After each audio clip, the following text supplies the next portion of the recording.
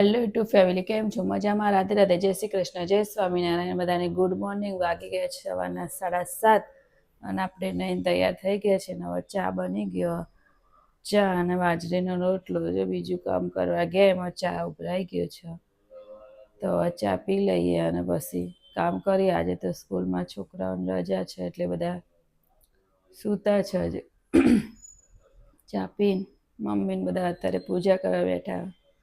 આપણે ચા પી લઈએ. ચલો, આજે તો ચોખાની પાપડી બનાવવાની છે. જો સવારમાં આધાર મૂકી દીધું છે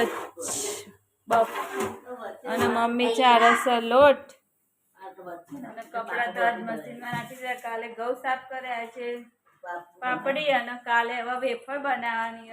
અત્યારે સીઝન આવી જાય, ચાલુ ને ચાલુ જ રહે બધું ને એક એક બનાવવાનું. જો નીરવ ને ખીચું ઓલા બે દીધા છે.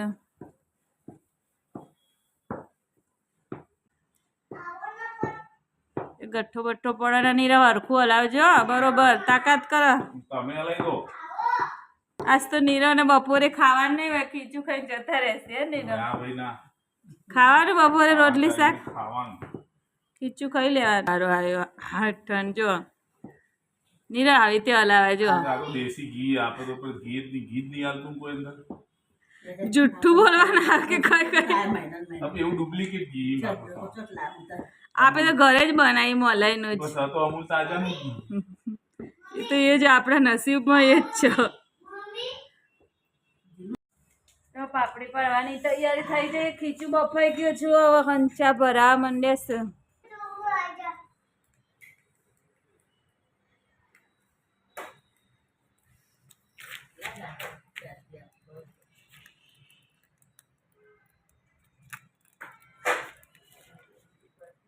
પાપડી પાડવા બે ગયા, આટલી પડાઈ ગઈ અને નીરવ અને વિવાન બે જણા જો ખીચું ખાવા બે ગયા. લઈ વિવાન શું ખાવા બેઠા?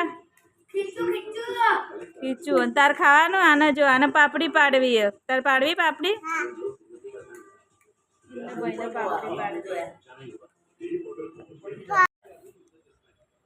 પાપડી પાડવી.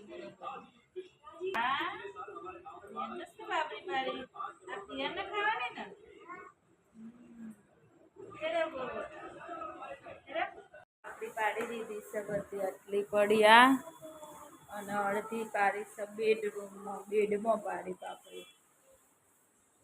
આટલી અહીંયા પાડી. સેવ પાડવાની, ફરીથી પાછું મૂકી દીધું. થોડો લોટ વધે તો તે સેવ પાડી ખીચું બાફવા મૂકી દીધું.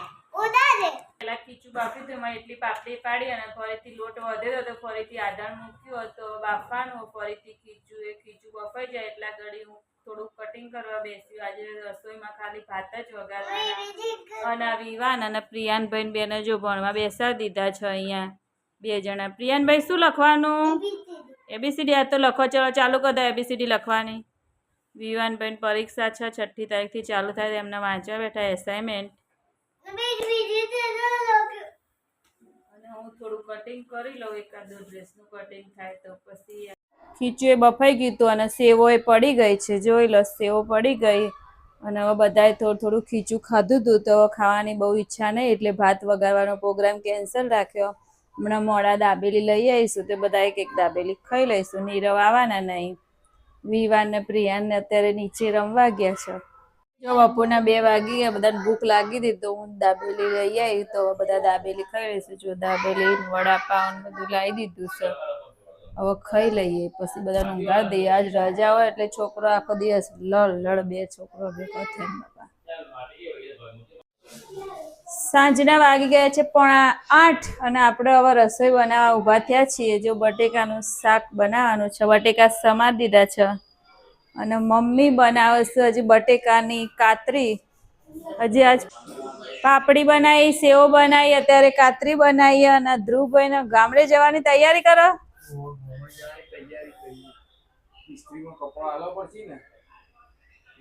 ધ્રુવભાઈ જવાનું છે ગામડે. એમને ગામડે ઉજાણી છે. આ ઉજાણી ક્યાં હોવાલે?